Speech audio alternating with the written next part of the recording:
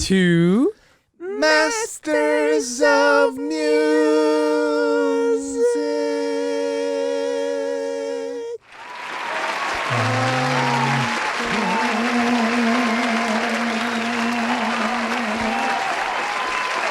I'm Valdemar. I'm Derek. And this is episode 9. Episode 9? The Jedi are dead! All right, that's episode 9. Yeah, episode 9.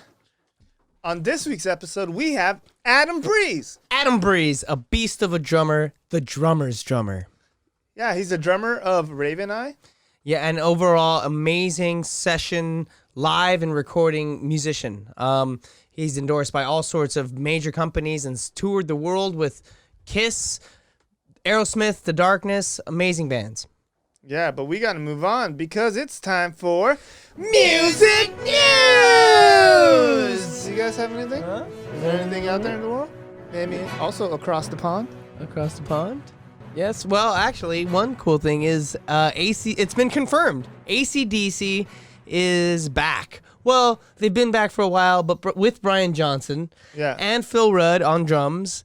And they've already apparently recorded an entire album, and they were planning on touring 2020, but it's being tentative for 2021 for obvious reasons. And yeah, so they're back. They've how do I know this? The internet, as well as Brazilian fan pages have been posting about it, as well as Dee Snider made a statement saying, yeah, they've already recorded an entire album. It has all of Malcolm's tracks. Malcolm's on all the songs. So that's really cool. Damn, that's awesome. It's super cool to hear that he can hear again, right? Yeah. But I kind of wish that they did an Axl Rose album. Yeah. Because that would have been badass. Fucking, it's almost, maybe I like him better. Woo! Drama Controversy, alert. drama alert. Are you guys going to write mean comments? Hopefully. Hopefully, yeah. Come on. We need any sort of press. Yeah, all press is good press. Yes. Except the French press. I actually kind of like that kind of coffee. Oh. I'm all Americano all the time. Italian. But it would have been badass to have his album. But I don't know, man. It would have. I think Angus would have allowed one ballad, maybe, since it would be Axl. Yeah. Man, and I also liked how Axl sung too in live with AC/DC. He just had more girth and more kick-ass power. Yeah, it seems like he was having more fun. So it was easier on him than doing Guns N' Roses. He has to prove himself every night. Seems like he's doing it, just having fun. Rock and roll, yeah. Yeah, but that's crazy. So this is technically a comeback, even though they were still there, but Brian Johnson's comeback, I would say. What other comebacks would you like to see, coming up? Yeah, man, I would say 2 that I wish happened that almost did was My Chemical Romance and Rage Against the Machine. They were happening, and they didn't. Yeah, fuck. Man. COVID, man, destroys everything. Yeah, including the AC/DC reunion. Yeah, but I would also like to see, Led Zeppelin come back, but I don't know if I would really like to see them come back. Yeah, because they had that one big London show, 2000 something. Yeah, that was badass though. That was great. That London show was super badass. But when they passed their prime, would it even be good if they're doing a whole U.S. tour and world tour? Right. Yeah. Well, at least maybe. Oh man, I don't know. But yeah, even what did Robert Plant say? He was like, he doesn't need the money. He just doesn't. So yeah, they said that they offered him a lot of money, and he's like, "How much money do you think I need?" Or whatever. What the fuck? Yeah, he's happy doing what he's doing. But you guys should leave in the comments below. What do you guys think is a badass reunion? Yes, I would love to hear that. Let us know. Is it Mini Vanilli? Yeah. Or is it Vanilla Ice? Vanilla Ice? He'll be back, baby. Yeah, there you go. But it's time to move on because we have Adam Breeze!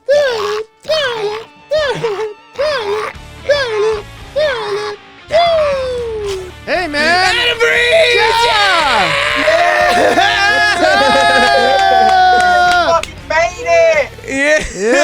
Yeah. Oh my God, man. That's How are we? How are we, chaps? good, man. You know, sweating it up here in LA. You're I've having. never met. I have a pleasure of meeting your. Wait, he's your brother, right? Yeah, my Yeah. brother, my blood brother, my eldest. I have 3, and he's the oldest. Nice to meet you, man. Pleasure is all mine, mate. I saw your video editing skills on the Zeppelin thing. It looks great, man. Looks really cool. Yeah, dude. It's crazy. It's good to see you again. This is dope. Yes. Weird. I can't remember the last time we talked, like seeing each other's faces. Do you know what I mean? Yeah. Yeah, probably just via like, here's a quick story and here's a quick story. That's it. My birthday message you sent me. Yeah. I don't even remember. What was that? I was like Rage Against the Machine. Adam in the breeze. Yeah. Yeah. What song was that? That was It was Bullet in Your Head. yeah, Bullet in the Head. Yeah. Adam in the breeze. That's sick. Yeah. Oh, I have it. We'll play it. We'll play it as a part of this episode.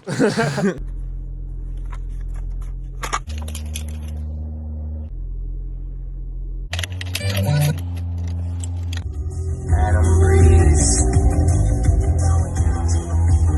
It's your fucking birthday today.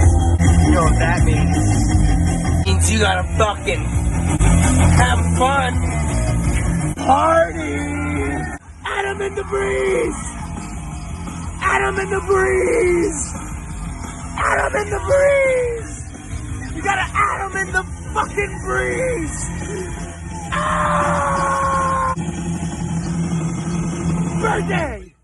Nah, man. So I really enjoy your playing. Like super, like emotional, bombastic playing. Like it's great. I love it.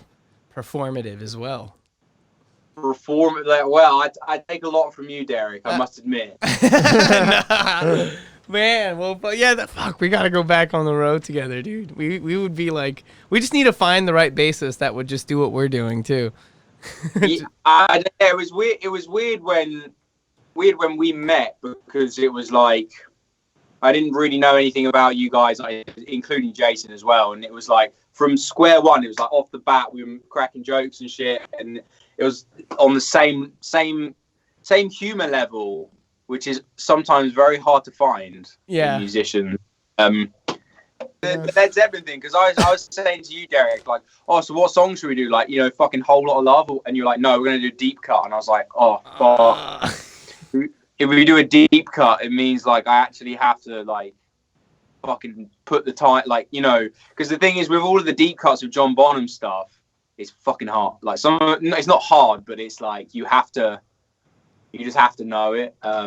So when you suggested that Zeppelin song, I was like, oh, okay, I need to like trace my steps back a little and listen to House of the Holy again. But it's just some incredible playing, man. It's obviously all 3 of them. It was just all 4 of them. Sorry, it's just crazy how they all just sync together. But especially on that album, it was House of the Holy was like definitely an album like Dark Side of the Moon where you just get high and you listen to it. Yeah, totally. Or take acid or whatever like that. But that's what it was in the 70s. But yeah, so I was kind of a bit like, oh, am I going to be able to pull this off? But I was like, you know what? I'm not going to add John Bonham fills in. I'm going to add some Breeze fills in. Yeah. And it turned out, I was like, when I was watching the video, because I had no idea. When I sent my video across, it was ages ago, and then it was like, here's the like actual video, like mixed drums and everything. I was like, the whole thing. I was like, fuck, it's fucking great. The whole thing, because obviously you send over one thing, and then everyone else adds. I'd never heard any of your vocals, any of your guitars or anything. So when I saw everything together, yeah.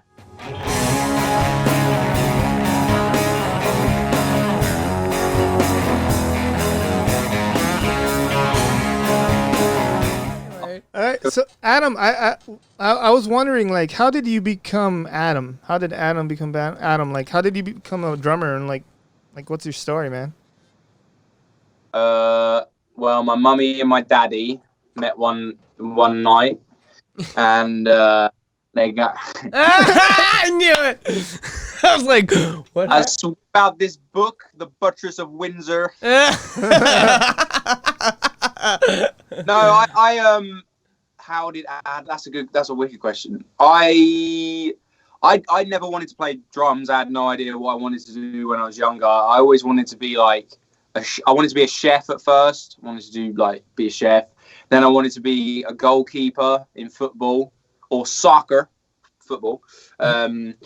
And then I started, this is really fucking stupid because I started quite late on drums. I started when I was 14. I got my first kit. So I started playing Guitar Hero and Rock Band when I was a kid.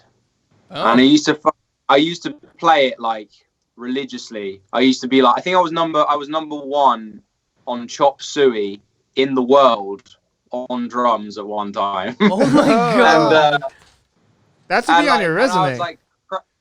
I was crazy about it, and the whole rhythmic side of it with the drums and stuff. I was like, oh, this is kind of fun. I wonder what a real drum kit would be like.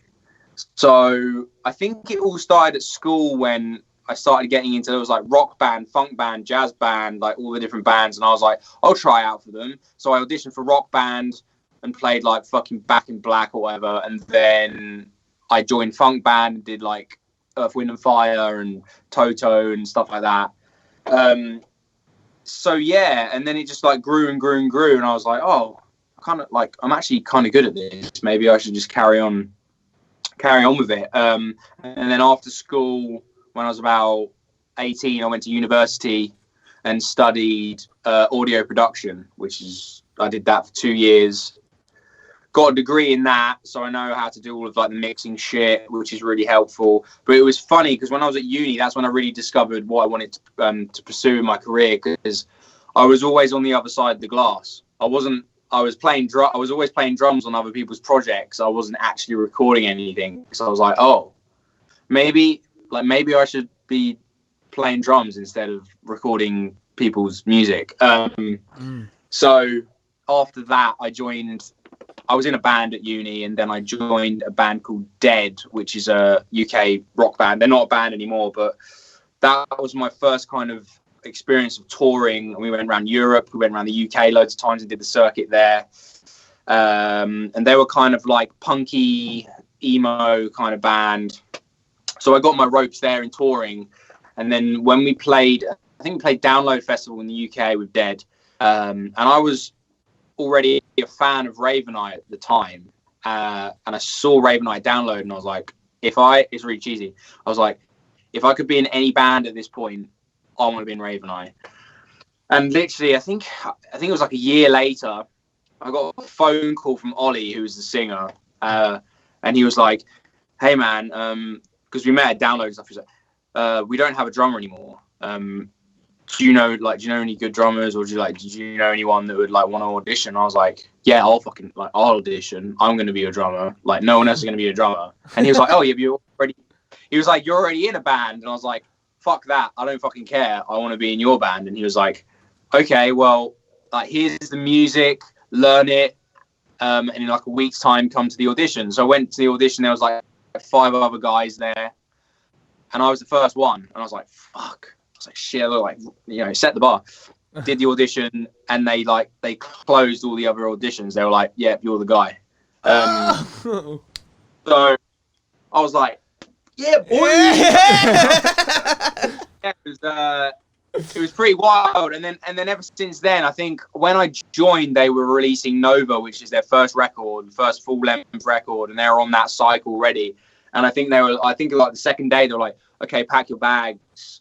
We're flying over to South America to do a festival, playing with Shinedown, Hailstorm, Marilyn Manson, Rammstein and shit. Damn. And I just I'm used to ham sandwiches and packets of Walker's Crisps backstage that. And then when we arrive in South America, it's 5-star hotel, free bar, and I'm just what's going on? We got to the hotel. I remember this really vividly. We got to the hotel elevator, walked in the hotel elevator, and fucking RJ Hale from Hailstorm and John Fred Young were in the same elevator from Blackstone Cherry, two of my favorite drummers.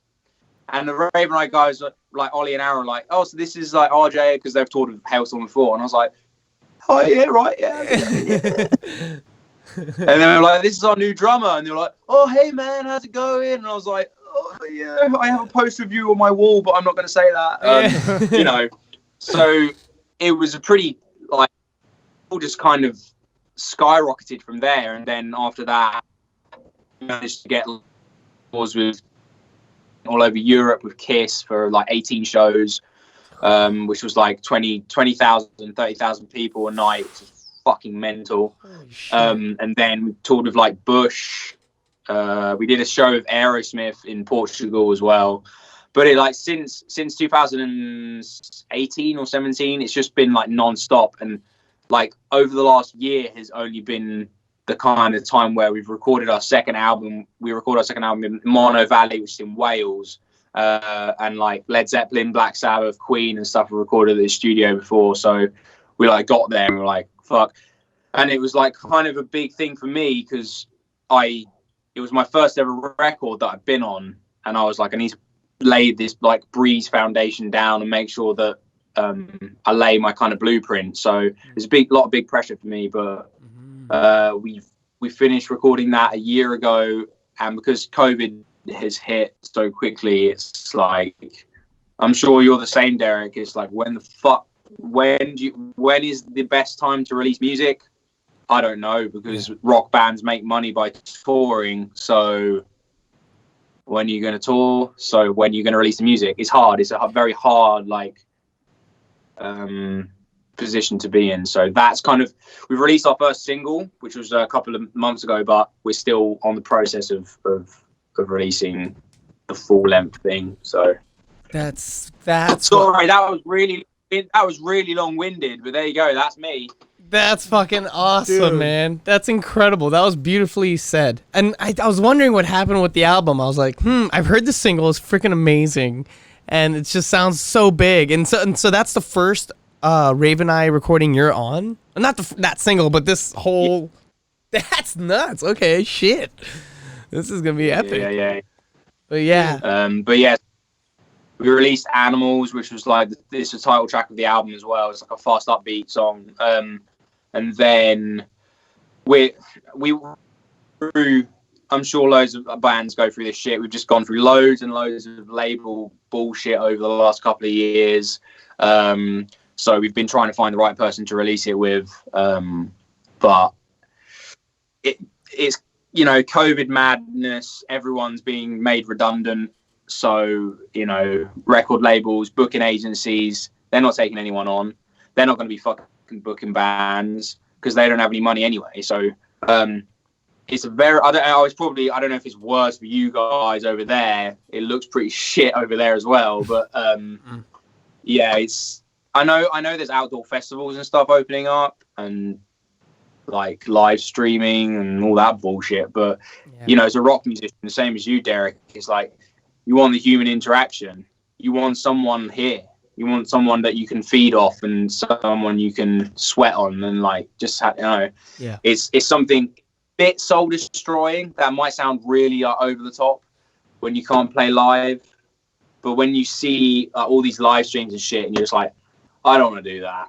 That's just like, we're actually doing one. We are doing one with RavenEye on the 30th of September with Black Top Mojo and stuff, but like still it is weird. It's so weird. I slowed down. You know, I was doing live streams like every week, and I was like, this sucks. Like, it's not even fun anymore. I don't want to, like, I'm not challenging myself. I'm not getting immediate reaction. I'm not getting, like, the thing I need. And, yeah, and, like, and I think there are projections. I think just in the United States, like, 90% of venues are going to close. Just projections, you know, and so it's freaking insane, and they're working on it. But it's kind of turning around now. It's kind of going day by day. But, yeah, that's so true, man. Like, it's just weird now. And, yeah, like, I have, like, a bunch of songs recorded. And my label, it has, like, half an album. But they keep pushing recording. And producers, like, I don't want to come over yet. I don't want to travel yet. Everyone's like, I don't know when we're going to release this. We're going to open up for some bands this year. And I was gonna go to Europe again too. I was gonna like hit you up. Actually, I didn't tell you, but I was gonna like come. Well, this time it was meant to be this time this year, right? That you were meant to be coming over here. I think so. Yeah, I was booking. I had like a few shows in Portugal already booked, and I was gonna like ask if you wanted to fly over and shit. But yeah, I don't know, and I was just like, yeah, there you go. That's it. I was thinking about this, like for artists, especially like you guys have everything in the can. I say save it. Like, yeah. Yeah, true.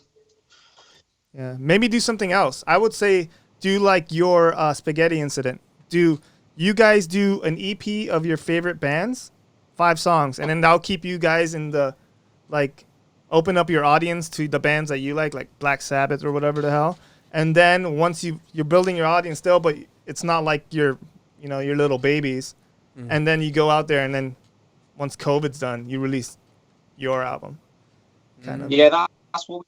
You know what? A lot of bands have been doing that. I know that Seven Dust did that Soundgarden cover, which is really cool. And we actually recently did for Van Morrison's 75th birthday. We recorded a cover of Into the Mystic, and we did that just off the bat, and that went down really well. And I think with all this COVID bullshit that's going on, it's obviously affecting musicians and artists and whatever, but there's a lot of good things that have come out of it. Like here, I'm in my drum room now, but I've been getting a shit ton of remote recording sessions that I wouldn't have got if COVID wasn't happening. So people that need live drum tracks, people that need live drum recordings, I can offer that here. I know how to mix everything. I know how to mic everything up. It doesn't sound like shit. So that's a plus side. And trying stuff as well, like being able to practice, being able to like invent stuff or like go off on a tangent and do some weird shit that you've never done before, because you have the time and you have the space, to do it. Whereas, like you said, we would be on the road right now and you'd just be chugging through the same set list every night. It's cool to like do covers or do weird live streams, do podcasts, or I know music can sometimes get a bit too much as well, so it's good to have a break. Mm-hmm. Yeah. Not break. Not too. Would you say not too long? Yeah, not too much of a break. Yeah. Yeah, because then it'll break you. Yeah, then it'll break you. The break will break. There you go. That's the next song from RavenEye. Yeah. It'll break you. We are breaking out. That's close enough. Oh, there it is. Yeah. Hell yeah. That's right. So, oh man. So we have pretty much this whole podcast thing actually too. We wanted to talk to who we consider masters of music, and like where we already started, and we kind of got your history. We got your likes, dislikes, and so far, and your ideas. It's so cool. I feel like, well, one thing I actually wanted. This is kind of dumb, but we're both really big Tenacious D fans, and I wanted to ask you. We're going into the world of the D right now. There's no gate now, by the way. Nope. The next 2 hours. Well, I was gonna ask what turned you on to Tenacious D? For me, it was Waldemar. I think Waldemar showed me Wonder Boy, and or like Kabasa, and he showed me a video from their HBO special, and he's like, "Listen to this." Because we're Polish. Yeah, we're we're Polish. So, and Jack Black's partially half or something Polish. Yeah, I think it was from it wasn't from older siblings, but my best friend's older brothers.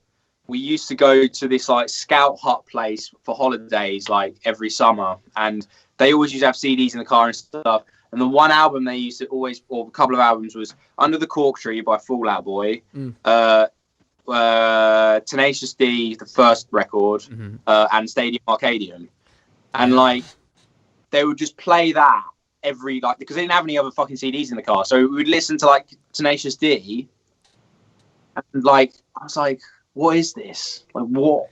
I don't at first I didn't get it. I didn't really. I was only 12, 13 or whatever. I was like, I don't get it. And then I started listening when I was older, and I just fell in love with it. And I can't remember what was I can't remember what the first song was. I think it was Kielbasa. That was my first. That was my first Tenacious D song, and then I think it was Double Team after that. But I don't know, man. It's a hard thing for people to get, because even my girlfriend like loves Tenacious D, and she's the first girl that I've ever met that actually like you put on like City Hall or like I don't know, like Fuck Her Gently or like any of the new shit as well, and she's like, I actually like this as a song instead of like as a joke. Yeah. Fuck Her Gently is a masterpiece. Yeah. Yeah, and that's the thing with Tenacious D that people don't really get. It's like, yes, they're fucking funny, but they also write great melody and great songs. And I truly believe that is not just like, you know, there's just so much melody and they care as well. Like they're decent musicians that work on their craft. They don't, you know, Jack Black doesn't use autotune or anything, and like they know what they're doing. And obviously they're getting Dave Grohl for the drums that they use, and I don't know, it's just a perfect combination. I think that's how I got into it, was like through older, like, you know, through your brother, it was through older friends that were like, listen to this like ridiculous shit, because if you brought that out now, everyone would just be like, you can't say that. Like you can't say like, I'm gonna fillet you and all this shit. Fucking crap. Damn, man. I think this is a question we have to ask everyone. Yeah, this is an important question. We got to go back to Tony Franklin and be like, hey, man, so you play with Jimmy Page, but who cares about that? Let's talk about Tenacious D. Yeah. Whitesnake? Fuck it. Who cares? Did you hear their Phoenix album, I think? What was it called? Yeah, Rise. Yeah. Did you hear that? Did you like that one? I kind of liked it. I liked that one. I liked the song Senorita on that one. That's a cool song. Yeah. I was just looking around my room to see if I have any like Tenacious D memorabilia like anywhere, but I feel like I have like, I don't know. I don't think I do. I don't think I have any in here. There's a great one on there called 39, and I don't know. Oh yeah. Yeah, exactly. She's 39 and she's feeling fine. Or I'm feeling. It sounds just like Van Morrison, and he even does the Van Morrison like and it's like the best thing. It's like perfect. She ain't gonna be fucking around with other guys no more. No. She's my special lady. Special lady. This is strictly. This was just a question I really wanted to ask you forever. This has nothing to do with podcasts or anything. I think we're changing the podcast. I think it's only going to be talking to people about Tenacious D. It's like every fucking episode. Have you seen Tenacious D live? That's a question. Yeah, Waldemar got us tickets for my birthday. Yeah, to the Palladium here. Palladium. For the last concert tour that they did. The last one. The one that they went on. That was badass. Was it like full band or was it acoustic? It was full band. Full band, and it was like a show because they wrote this cartoon. It was because of they did their animated series, kind of, and they basically played it out. It looked like a cartoon. Yeah, they had a screen in front of them, and they played like all the cartoons. It was nuts. That's the tour that I saw them on, and they have like the fucking rocket? Yeah. Yeah. As I get into space, yeah, to my home, he's never coming home. That's crazy. I mean, I'm not sure about that album as like. I liked the cartoon and stuff, and like the songs are okay. I don't know, like nothing will beat the first album. Everyone's like, yeah, Pick a Destiny album's good. I would rate it as first album, then Pick a Destiny, then Rise of the Phoenix, then probably the latest release. But they don't have that much music if you think about it. But then they have all of the like. I'm like, you need to go fucking watch the HBO episodes because they have like Jesus Ranch and like Sasquatch. But that Sasquatch is better because it's like Sasquatch. Oh, like yeah, it's more all of that. Yeah, musical. Yeah, that old. Yeah, that came with the first DVD. Their first DVD, the live tour one, came with the episodes. Complete Masterworks. Yeah, the complete Masterworks. Hey. Oh man, Tenacious D. Yeah. It's funny you say that about like the Tenacious D. Now segueing into some other topic now, but like you ranked their albums, and I like to do that too. Like, what do I like most? And I like to look at things as like this is just their evolution and their like this is just this is just their story, you know. This is their kind of thing. Have you recorded on any like other stuff other than RavenEye? Like, have you released anything other than your own? I know you have a solo album, actually, a solo EP. Yeah, I've played on like over the last couple of years. I've played on a few other bands, things that have been released and become quite successful. I played on a band called Wargasm. Great name. Yeah. That's awesome. So they're like a 2-piece, and I played on their EP, but they're releasing it as singles. And that one of their singles that I played on is the new WWE theme now. So that's fucking cool. That's awesome. You should walk around with a belt. Yeah, every show you just fucking wear a belt, just go out like But yeah, so that they're really cool. I played with them live once, and then after that, I did a band called Lower Than Atlantis. They're like a UK rock band. I played on the guitarist's like solo project, which is called Paper Mill. So I did all of the songs on that, and that's been played on like Kerrang and like BBC Radio 1 and shit. So yeah, like. I did play on some of the recordings in Dead at the beginning as well, and they've been commercially successful as well. But my solo EP, that was just like a fuck around I did at uni, like that university. Like I basically wrote all these songs, and then I was like, I'm gonna play everything on it, and I'll just record it at my university, and then I just put a CD together and played like maybe like 1 or 2 shows, but that was it. Like I didn't really take it any further than like just a bit of fun. I'm not a very good songwriter. Like lyrics, I'm good with melody, but lyrics, I just can't. Like I write the most like dumb lyrics, like nursery rhyme lyrics, like the cow sat on the fence. The fence, like I don't know. I can't create like something meaneful, really. But it sounds a lot better than the shit I hear on the radio now. I mean, the cow sat on the fence could be the biggest hit. If you can convince people, they'll be like, "That's deep as fuck." Yeah, like that cow. Yeah. You look at like most of the lyrics in today's top charts. I mean, just thinking about WAP. Yep. I don't know. Oh, WAP. Wet Ass Pussy by Cardi B and have you heard of that? And Megan Stallion. Oh, WAP. It's huge. It's the biggest #1 thing here. I mean, you got the song WAP. Cow and then WAP. I don't know.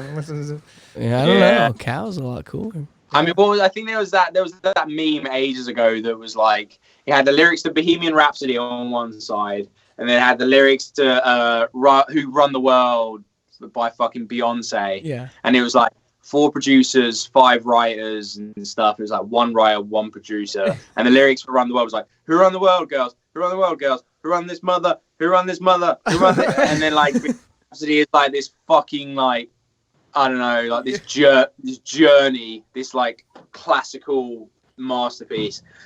Yeah, it's funny how the world changes. That's so weird. Yeah, it's so weird. People require so many writers now, and like so many like, I don't know why. This could be absorbed, I think, and just be, you can put it on the radio and people just go. Like my family is funny because my family isn't musical at all. Like no one plays an instrument. No one in like both sides of my family. No one's ever like pursued a career in music. So it's really weird for me to go to like family gatherings and everyone's like, "Are you still like playing your little drums?" And all this? I'm like, yeah. I'm still playing drums, Grandma. Fuck you. I think that's how we all talk to our grandmas. Pretty sure. Yeah. No respect, just like fucking put them in their place. Yeah. But But yeah, I don't know. But the funny thing about that is that I ask people what they're listening to, like what music do you listen to, and my sister she just listens to the radio, so she'll just listen to like whatever like WAP or I don't know, and they'll think this is good music, so it's number one, so it must be fucking good.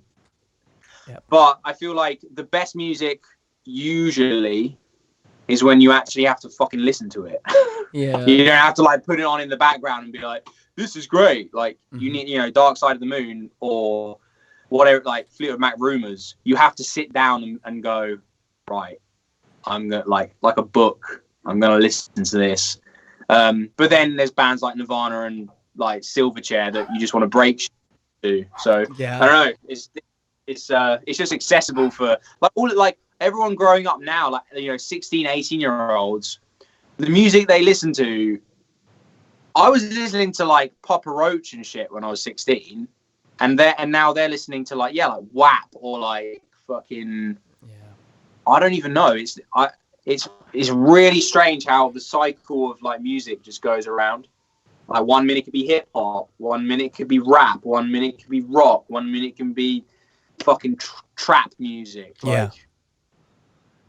Like when I listen to a Deep Purple album, like you listen to it from beginning to end, and you enjoy every minute of it. Yeah. Like when you listen to WAP, you might take your ass, but then you listen to the next song right after, you won't like it. It's like they're going for hits or something. And I think it's a journey, and a lot of like with RavenEye, we wanted this second album to be like a journey of, if you put on track 1, you go to track 10.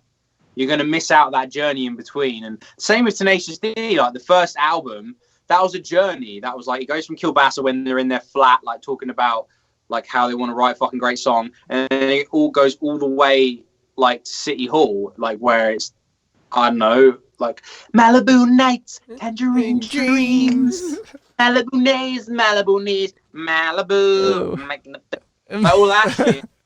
It all, and all the best albums, in my opinion, or the ones that I listen to, like Songs for the Deaf by Queens of the Stone Age. Yeah. Like you have to listen to that in a car. You have to listen to it full blast, and you have to listen to it from 1 to the end. Because if you just listen to No One Knows, it's not the same. It's not a journey. It's not like a sound, in one. Yeah. And I also think you have to listen to that song driving at night through the desert. Yeah. Not a lot of fucking deserts around here, but I'll try and do it. But I think everyone now just aims to do singles. They'll just like drop a single, drop a single, drop a single. And none of it is like, I can't remember the last time I actually like put on an album and listened to it like all the way. I think the last one was this band called Biffy Clyro, which are really big over here. They released an album, and that's the last one I listened to, like front to back. But very rarely, I'm like, what's the singles? What's the best songs? I don't fucking care about the whole album, because it's just gonna be tailored to be loads of singles, because of radio, you know. Yeah. Oh, that's so true. Bands nowadays just write like a bunch of singles and call it an album. That's kind of crazy. Yeah. Yeah, like that one band. What's his name? Imagine Dragons. To me, that band, only singles. Yeah, that's right. It's just fucking crazy. And like the first album, every song sounded like a different band. Like they have a Stroke song, they have a Killers song. Yeah. They have so many different songs like that sound exactly like other band songs. It's crazy. And then you can go the other way. One of my favorite artists, I don't know, do you know Richie Kotzen? Yes. Yeah. The Winery Dog. Yeah. Mm-hmm. Well, he just released his last solo album called 50 for 50, and there's fucking 50 songs. There's no way in hell you can listen to 50 songs driving down the desert. Yeah. You're going to get to fucking New York from LA. Like, I literally drove for, like, hours. Like, I drove an hour one way, stopped, drove an hour back, stopped, drove an hour again. Like, it took maybe 4 different trips for me to actually listen to the whole. Why did he write 50 songs and put them in the same album? Oh, because he just turned 50. So he wrote 50 songs for 50. Are they all like a minute long? No, they're legit Richie Kotzen songs, man. They're legit, like 3 minutes of singing, then 3 minutes of shredding, like in the same song, because he's like a fucking amazing guitar player. So he just like sings and badass. Some of them are like really good songs, and then some of them are like the song is a vehicle for the lick or something. But it's super good. Yeah. But it's also it takes time, and there's no people in the TikTok like lifestyle that's gonna be able to listen to that album. Yeah. Yeah. Well, you're not going to be having TikTok anymore, gents. That's going away very fast, I hear. Yeah. It's been kind of. There's all sorts of problems. Yeah, America's war on TikTok. Yeah. My new documentary. Yeah. But yeah, I don't know. It's just a different world, and rock musicians. It's funny because I just joined a new project or new band called Dead Romantic, and the guy who runs that, or is the guitarist in that, is called Mike Crumpus, or Crumpus, I don't fucking know. And he's from Canada. And he played for like Smash Mouth, and he's produced like Nelly Furtado and stuff like that. So it's a very different like aesthetic and setting to RavenEye, where it's like a band of sweat going for it. Like, this is like you need to play like. And these are like pop songs, but also rock songs. So it's a very like different mentality, but they're doing really well. And it's like, it's just a different kind of atmosphere. It's just, I don't really know where rock is heading. I don't really know where it's going, or if it's gonna like, everyone's like, rock's not dead. Like, yeah, I know it's not. Of course, it's not fucking dead. Like, Yeah. There's good music. You have to search for it these days. You just have to search. And there's so many upcoming rock bands that people just don't acknowledge. Like there's it's all about like Greta Van Fleet and fucking, they were massive for a while. And then I don't know, like who's a big up and coming rock band now? Like the Struts. Have you heard of them? Yeah. The Struts. Like. But then there's so many other rock bands behind the scenes, like yourself, Derek, that people just don't like. I don't know. When people know you, they fucking know you, and they will stick with you. But it's just not. Sometimes it's not commercial enough that people they want hip teenagers to listen to. Yeah, I mean, real guitars.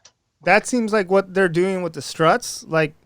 The Struts, almost everything that's coming out is like, there's one with Kesha, like every song comes out with somebody else, so to help sell the band, and hopefully that they can gain fans. But it seems like that's their plan, like keep on adding people to at least like one song here, one song there. I forgot what was the new one. They have somebody collaborating with the new one. I think it's Robbie Williams, the newest one. Yeah, that's the one. Yeah. So. It's definitely that kind of like boy band phase of rock bands, and the thing is with the Struts, I've seen them live and they're fucking great. And like a lot of people don't realize, same with Royal Blood and with all these bands that go from like here to here overnight, they've been around for years, man, and they've been grinding and they've been playing shows and they've been working hard. And it pisses me off when people go, this is fucking new. Like they're a flash in the pan. Like, they didn't work for it. And it's like, how do you know? Yeah. You don't know like if they've been grinding away. Like tomorrow, Derek, you could be an overnight star and people will still say like, who the fuck is this guy? That's what I would be saying on this podcast. I'll be like, yo, fuck it. The flash in the pan, that motherfucker. It doesn't matter. And this is my new co-host. Yeah. No. But I think everything these days is so like clicky. Everyone wants everything now, and if this band isn't good enough, sure as shit there's a new band right up the rear that can take their place. So people don't fucking care. Everything's disposable. Everyone can just be like, right, what's next? I want. Whereas like back in the 90s or before that, the heyday of hair metal. And then Nirvana came along. It was like that smashed out the park. Then that was the new thing for rock music. I don't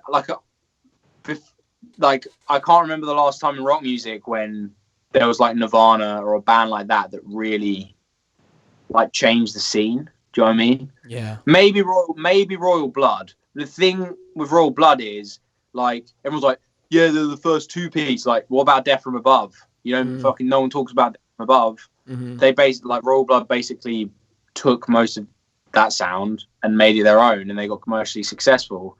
No one's ever the first of anything. It's all been done before. Like, Yeah. it's just the way that you market it. And with Nirvana, it was like, Nevermind was the most commercial. Like, Kurt Cobain was always like, it was too commercial, blah, blah, blah. It's like, yeah, it was too commercial, because it wasn't too commercial, but it was the most commercial of, you couldn't imagine Bleach being successful. Yeah. Because Bleach is like an album that you would release to almost be like that. Yeah. Whereas Nevermind, they're all nursery rhymes. They're all fucking, like, Polly and all those songs. Like, teenage girls liked it and they could sing to it. And I don't remember, like, the last time that a rock band really made that, like, impact. Maybe One Direction. I'm not saying they're a rock band, but, like, that whole boy band thing really probably changed music as well. But Yeah. anyway. Yeah. Yeah, like the boy bands, it seems like music keeps saying, okay, there it is. This is what we've been waiting for. Yeah, baby! This is the sexy podcast. This is what we're going to call it. Episode 10, the sexy podcast. Yeah, man. Woo! And it's almost like you didn't change your clothes because it still says the same thing. Yeah, it's pretty sad. I kind of just live in, like, free merch that companies give me. Nice. Yeah. Yeah, man. But, yeah, so we have a thing. You want? Oh yeah. Well, no, man, you guys said it all. I mean, anything I would say. That's really cool. Just to add on what you were saying about grunge music and how, they changed everything. I might have mentioned this before, but, like, grunge, like, needed to happen, right? Everyone was getting hair metal. Everyone's getting hairspray and in their face, and finally there are these guys that came through, like, we don't want to sing about that shit anymore, and that just doesn't happen anymore. But that's actually kind of cool that you mentioned One Direction too. Like, it's just even though they're not a rock band, it was actually kind of a relief to see, like, bands are kind of coming back, because for a second there was just, like, DJs and shit. I was like, oh fuck. I thought I was, like, done. I kind of feel like rock music is going through reboots. Basically, it's just like with the Marvel movies and all of that. Like, you're getting a Led Zeppelin reboot here. You're getting, I mean, like, my favorite, even, like, Wolfmother, when they first came out, people were like, yeah, they're like Led Zeppelin, right? They were like, that's what they're going for. And then that's how they put other bands in, like, the mixes too, where they're like, yeah, this is a reboot of this, or this is like, this band is almost like Black Sabbath or something. And then they would, like, sell it like that's a reboot of Black Sabbath or younger version of them or something. Yeah. It seems like it is interesting you say that, because, like, you're right with the reboot thing, but I don't think those bands' intentions when they were writing music was, like, that they wanted to market themselves as that. Like, with Greta Van Fleet, at first, when I listened to, like, I think it was like Highway Tune or something, someone has got they wrote that song and they probably fucking love Led Zeppelin. Yeah. Someone has got hold of that song and been like, I know how to put this out there to people who, okay, you've got the older generation. I think there was a quote from the CEO or some bullshit of their label, and it was like, the older generation who grew up with Led Zeppelin are going to buy shit and they're going to like it. And then their middle-aged group who like Led Zeppelin and who want to experience new rock music are going to like it. And then, like, the teenage girls who've never heard of Led Zeppelin, but, like, they kind of want to get into that kind of scene of, like, pretty boys. Because if they were ugly, like, everyone in Nirvana was fucking, like, Kurt Cobain was attractive, but everyone else was fucking ugly. I want to see a band. I mean, there's loads of bands. I want to see a band of people that are, like, zits all over their face. I don't know. Like, I miss that. I miss that, like, I miss the sweat and the piss and vinegar and stuff. Like, I like seeing. But yeah, the reboot thing. Like, there's another band that I think I've seen live and I love them. The Regrets as well. Like, they remind me of Paramore so much. Yeah. And that's not because they're female fronted. It's got nothing to do with like female shit. Their like construction of their songs, especially on the new stuff, is like after laughter, Paramore stuff, like that kind of like bebop, Motown, like pop sensibility. Like it doesn't sound like Riot. It sounds like the newer Paramore. But then, who are we to? You know, people have always compared RavenEye to Soundgarden. They're like, oh, Ollie looks like fucking Chris Cornell. So like, and you know, he kind of sounds like. So Soundgarden, you guys look like. Yeah. People are always going to do like with people, always. With bands. Like you'll just jump to the first thing. Yeah. It's the same with Struts. Like that guy looks like Freddie Mercury, but he also looks like Mick Jagger, and he also looks like the guy from T-Rex, something Mark Bolan. Mm-hmm. It's like everyone's going to always jump to those conclusions because that's what they know. Yeah. That's what they Derek's do. always Mark Bolan. This is like the 5th episode where you're Mark Bolan. No. Well, I mean, but he's talking about the Struts. Yeah, but I've heard people say that about you too. I don't know how though, but that's interesting. But I mean, they say, I guess guitar wise, or I don't know what it is. But I mean, but I see what you mean. Like, it's not even an apt observation. It's not even an astute observation. It's just a quick one. It's the thing they need to quickly fulfill their void. They're like, I need to explain what that is. So that's what that is. Yeah. But Derek reminds me of Derek. You don't remind me of like. There's like sprinkles of people in you, right? But like, there's not. It's not like you're going to be remembered for sounding like someone else. You sound like you. And those are the sorts of musicians that there's very fucking few of. They're seriously, and obviously being a singer, like you know how hard it is to identify anyway. But and I try and do the same behind the drum kit. Like there was a time, all musicians go through it. There's a time where you always want to sound like your idols. Like there was a time when I was obsessed with Dave Grohl. I was like, I'm going to look like Dave Grohl. I'm going to do all the mannerisms of Dave Grohl. I'm going to get the same drumsticks, the same fucking drum heads, like everything. And then I shook myself out of that phase. And then I went on to someone else. And then you imitate all your heroes. And then you get to a point, I don't know, like 10 years down the line, and you're like, oh, I'm me. And you find your own sound, you find your own identity. And it's only over the last like year that I've actually like really fucking honed in on like Adam Breeze. Because it was hard at first because everyone was just like, oh yeah, just like mini Dave Grohl. Like, what? Okay, well, I'm not, I love Dave Grohl, but I'm fucking not Dave Grohl. I'm me. So, but yeah, it's very hard because some musicians don't ever find their personality ever. Yeah. Like what we're talking about Greta Van Fleet a lot. What I say when I hear, I'm not too into the Greta Van Fleet album, but I say I want to hear their third album. Like that's when I want to hear them. I want to see what's going on because they're also like, one of the things about them and the Led Zeppelin thing is like they dress like Led Zeppelin. Like if they dressed like themselves, it would have been cool. Like if, I don't know what themselves is, but if they let the guitar player wear a t-shirt, because he doesn't wear a shirt. He looks cold. I think we should start a GoFundMe page or something. Get him a shirt. He never wears a shirt. But I think like in 3 years, we'll know who Greta Van Fleet is. Yeah. Like really honed in kind of thing. Because they're really young too. They are. And the weird thing about that band is like, it's funny, you see all the interviews with them, and they just avoid the Led Zeppelin thing. They avoid it. There's like, avoid it like the fucking plague. Don't let anyone ask us like what our influences are.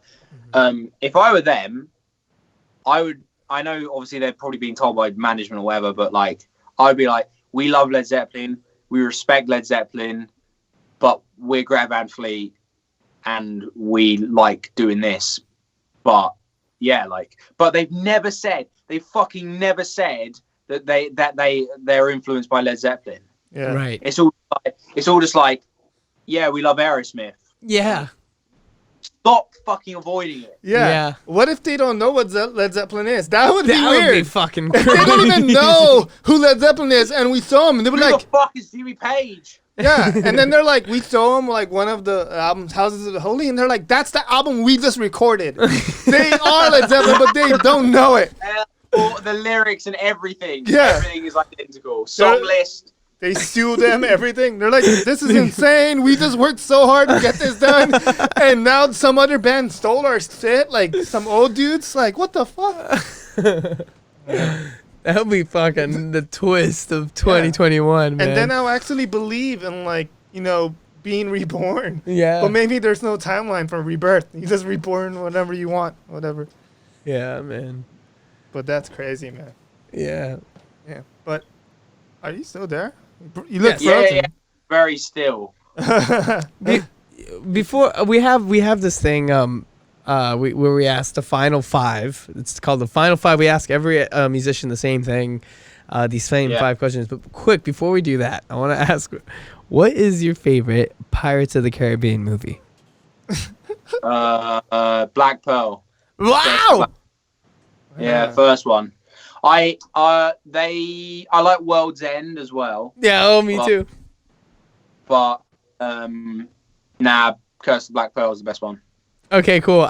First for me is At World's End, and I just watched The Black Pearl yesterday, and it's fucking great though. It's really well done. It's like Lord of the Rings. Like it doesn't matter what fucking year it was made. It looks like it was made yesterday. Yeah, it's true. So good. It's timeless. Yeah, there you go. Thank you so much. All right, so that's now a weird question. People don't know your ass. Masters of Music podcast. So let's get to the nitty gritty. let's really get down to who Adam Breeze really is. No, I just haven't seen Adam in a while. I'm like, I gotta ask him some questions about shit. I think he's been desire of what fucking Pirates of the Caribbean movie he likes the most. He probably thought about it when you guys were on tour, but then he was like kind of like shy about asking I'll it. ask later. And then he's like, this is like a year and a half later or whatever. He's like, oh, this is my next chance. Well, the real thing is like, no, I know what I'll do. I'll ask my brother to start a podcast and have me be a co-host, and then I'll be able to ask Adam Breeze what his favorite movie is. Yeah, that's what happened. Like you. Anyway. Right, the final five. The final five! Yeah, baby! All right. Should I go first? Yeah. Okay, the first question of the final five. What is the most important piece of gear, your secret weapon, while on tour or in the studio? This stuff. What's that? Tiger Bomb. Tiger Bomb! I remember that! Yeah. It's called Tiger Balm, and it's like it's kind of like deep heat, kind of. So I don't play lightly, and you put like a bit of this on your body, not your balls. Do not touch your balls with this. But yeah, and it like just the smell and everything is amazing. So probably Tiger Balm, yeah. So it really like it just the soreness it pulls it it makes you feel better. Oh, okay, cool. It's like a natural. What does it say on here? It's like a trick for the treatment of temporary relief of muscular aches and pains. Mm. So I put it on like a tiny bit before the show and then like after as well. And like, oh my God, it's so good. Wow. It's great. Oh. I wouldn't recommend to use it like to cover up pain. I'm not doing that to cover up pain. I just like using it because it makes me feel good. Oh, okay, cool. Nice. Fucking badass. Number two is, what's your most memorable or crazy story from the road?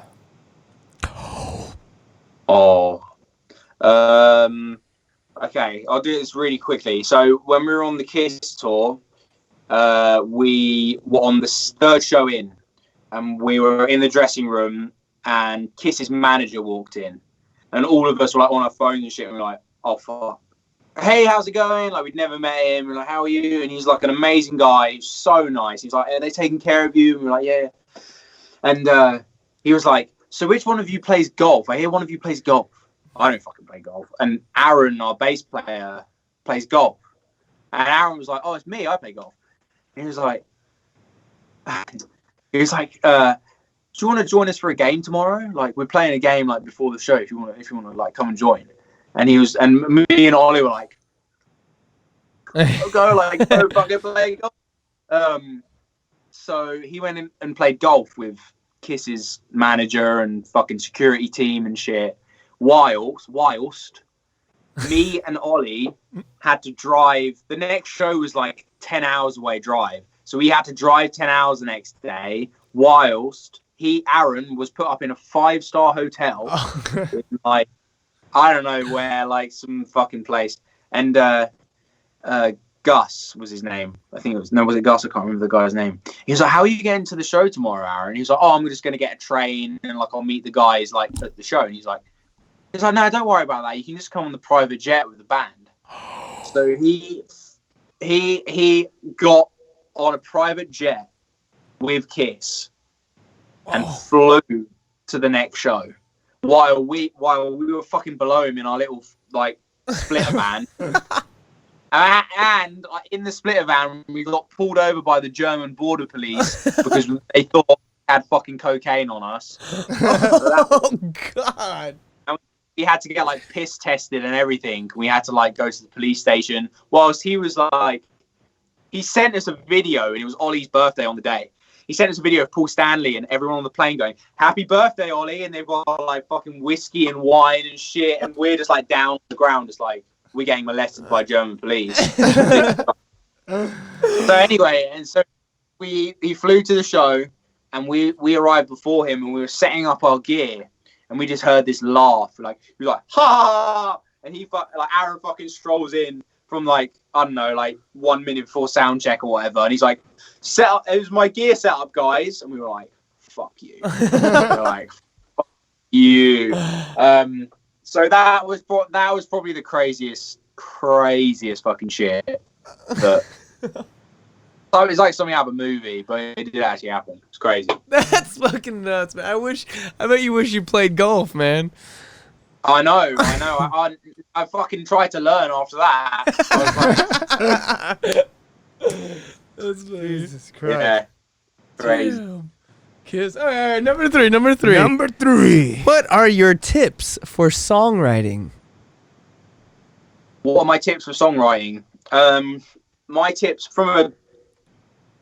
I would say from a drummer's perspective, but from a musician's perspective, I think as cliche as it sounds, you have got to serve the song if you're writing a rock song or if you're writing a folk song, whatever it is, even a fucking pop song, you just need to serve the song, whatever position you're in. If you're a guitarist, a bass player, drummer, and people go, what the fuck does serving the song mean? Everyone says serving the song.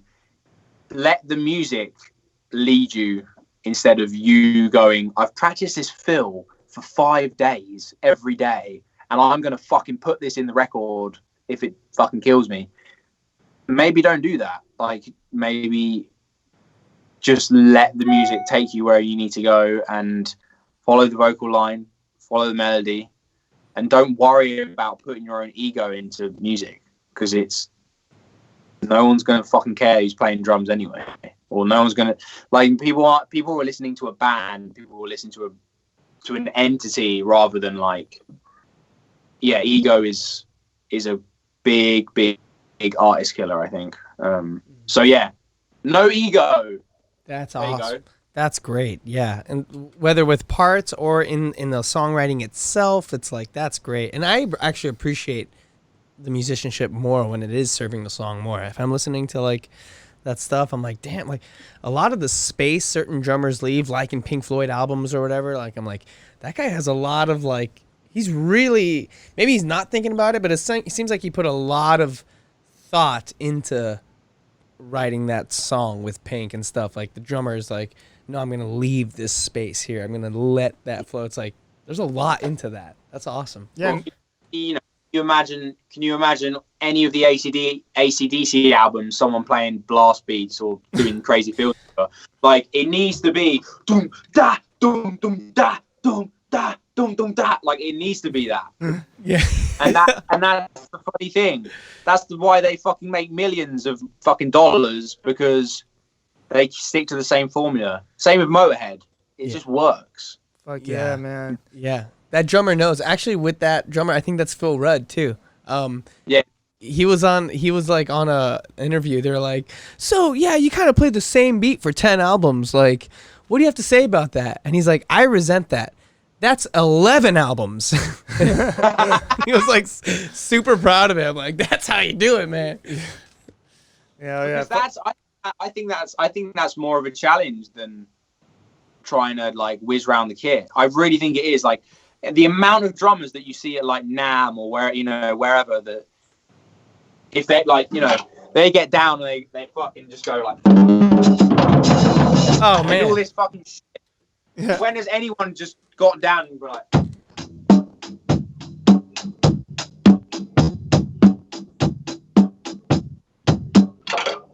that's it. You don't need to do anything else. Yeah. Like, you listen to like Steve Jordan or like all those groove masters, Phil Rudd.